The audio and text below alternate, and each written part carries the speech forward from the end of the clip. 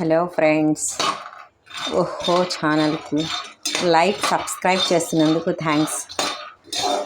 అయితే ఈ పూట పల్లీలు నల్ల నువ్వులతో ఉండలు చేస్తున్నాను. తయారీ విధానం చూద్దాం. ఇప్పుడు ముందుగా పల్లీలన్నీ వేయించుతున్నాను. ఫ్రెండ్స్, ఇదిగోండి పల్లీలు వేయించేసేసి బాగా పొట్టు తీసి ఇట్లా రెడీ చేసుకున్నాను. నల్ల నువ్వులు కూడా కొంచెం బాండీలో కొంచెం మెత్తగా ఉంటాయి ఏమోనని అలా వేయించాను లైట్గా ఒక్క మినిట్.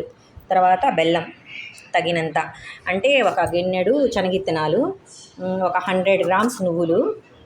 వీటికి కొంచెం హెల్తీగా అంటే 3/4 గిన్నె అయితే సరిపోతుంది. వీటికి 1/3 అయితే కొంచెం నువ్వులు కూడా ఉన్నాయి కాబట్టి ఇంకొంచెం పై వరకు యాడ్ చేశాను బెల్లము. యాలకుల పౌడరు 2 స్పూన్లు నెయ్యి, అంటే 1 స్పూను నెయ్యి పాకంలో వేసి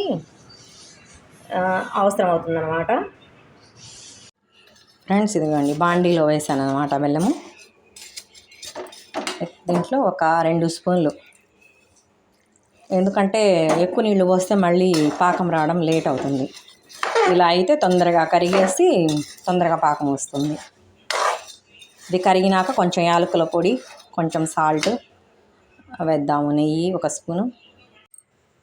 హలో ఫ్రెండ్స్, ఫైనల్గా ఇదిగోండి పల్లీలు, నల్ల నువ్వులు, బెల్లము, నెయ్యి, యాలకుల పౌడర్, కొంచెం సాల్ట్ వేసి పల్లీల చెక్క తయారైందనమాట.